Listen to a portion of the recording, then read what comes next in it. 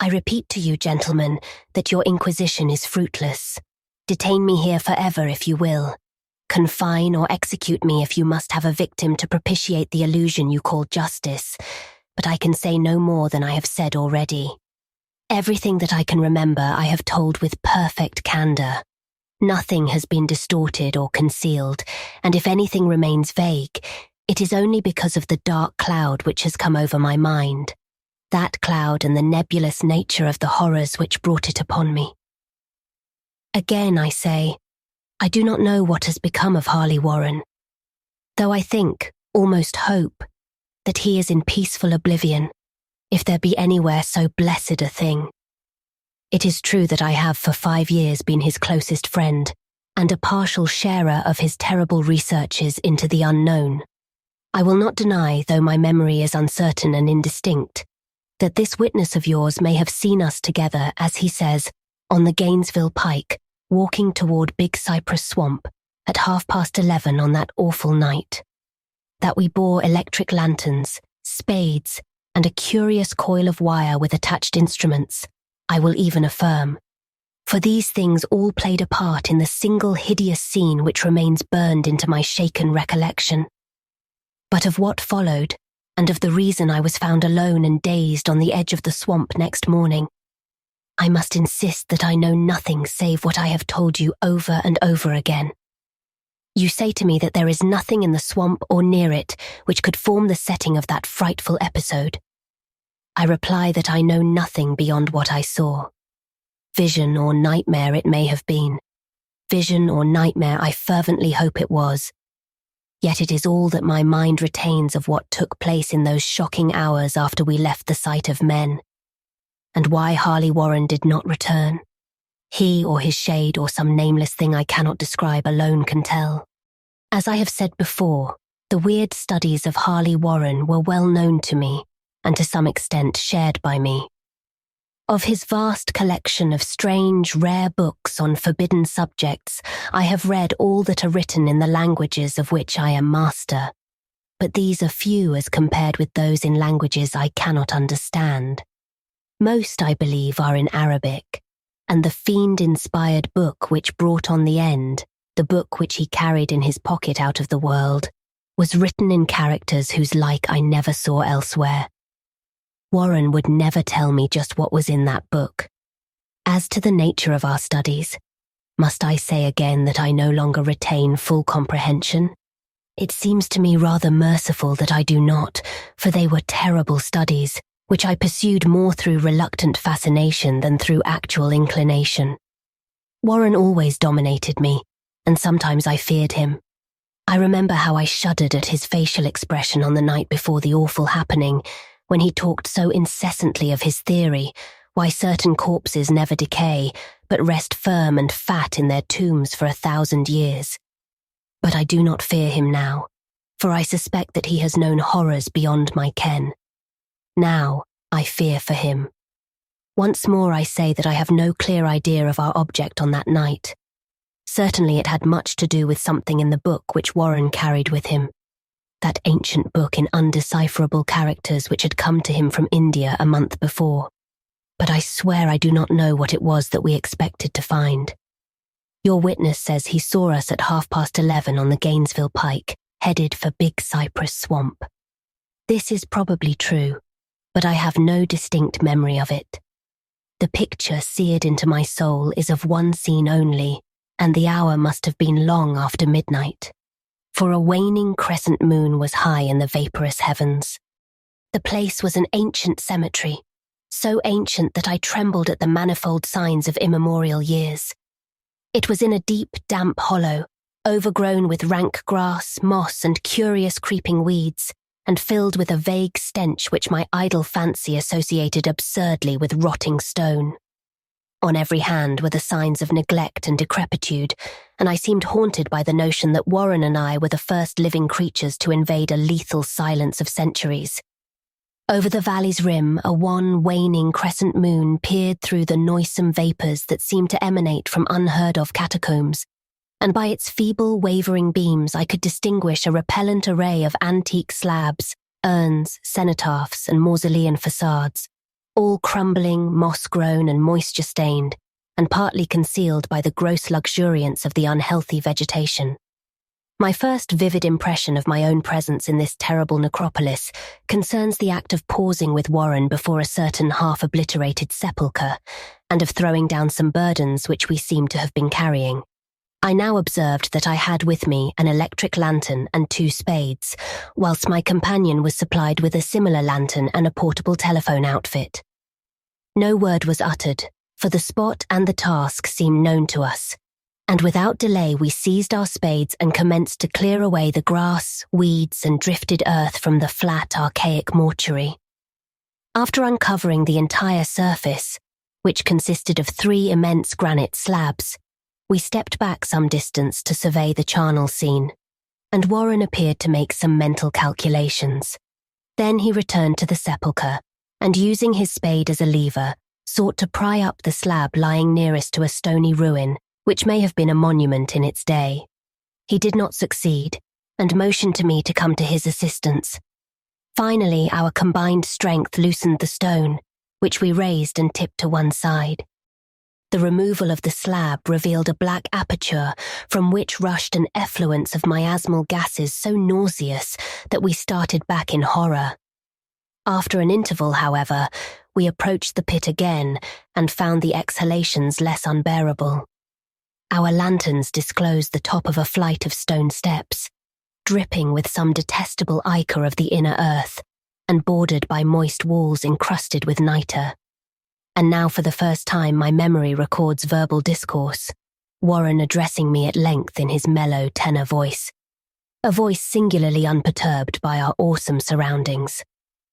"I'm sorry to have to ask you to stay on the surface," he said, "but it would be a crime to let anyone with your frail nerves go down there. You can't imagine, even from what you have read, and from what I've told you, the things I shall have to see and do.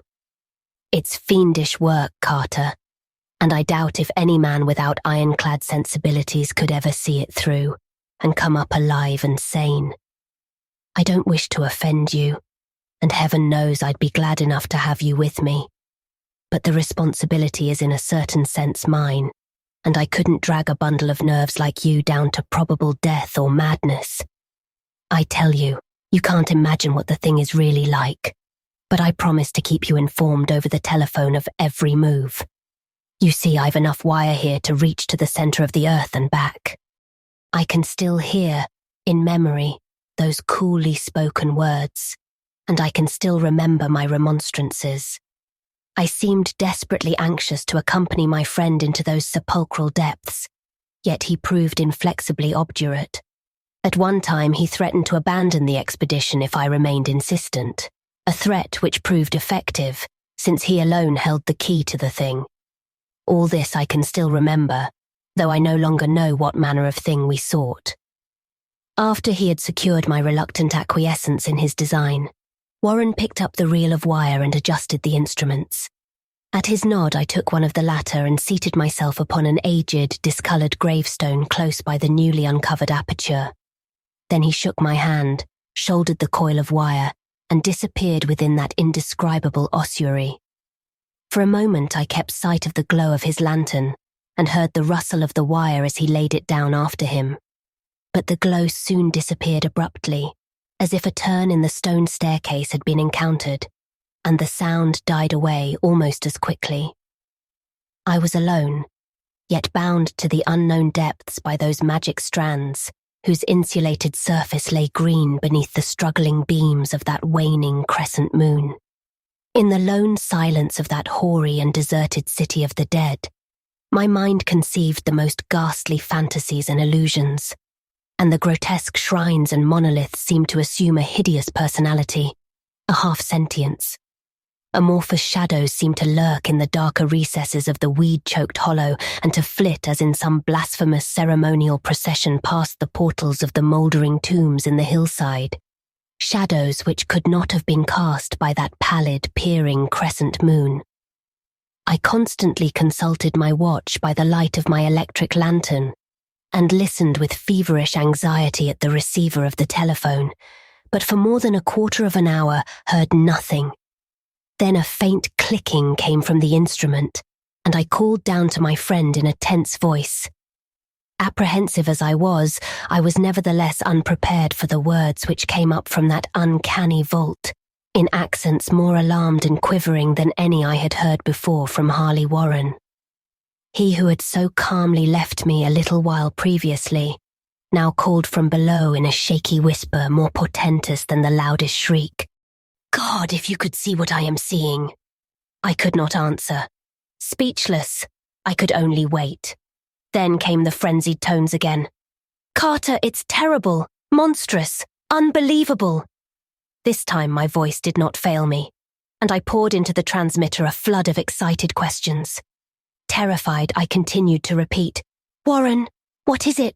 What is it? Once more came the voice of my friend, still hoarse with fear, and now apparently tinged with despair. I can't tell you, Carter. It's too utterly beyond thought. I dare not tell you. No man could know it and live. Great God, I never dreamed of this. Stillness again, save for my now incoherent torrent of shuddering inquiry. Then the voice of Warren in a pitch of wilder consternation. Carter! For the love of God, put back the slab and get out of this if you can. Quick! Leave everything else and make for the outside. It's your only chance. Do as I say and don't ask me to explain. I heard, yet was able only to repeat my frantic questions. Around me were the tombs and the darkness and the shadows. Below me, some peril beyond the radius of the human imagination.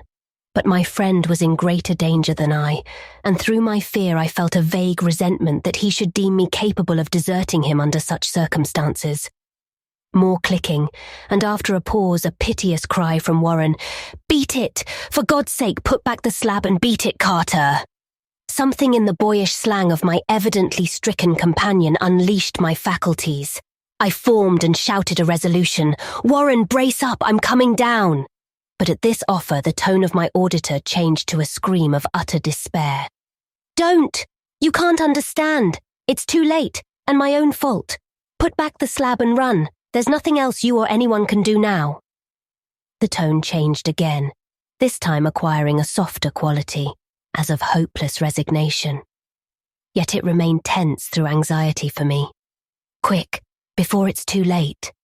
I tried not to heed him, tried to break through the paralysis which held me, and to fulfill my vow to rush down to his aid. But his next whisper found me still held inert in the chains of stark horror. Carter, hurry! It's no use. You must go. Better one than two. The slab.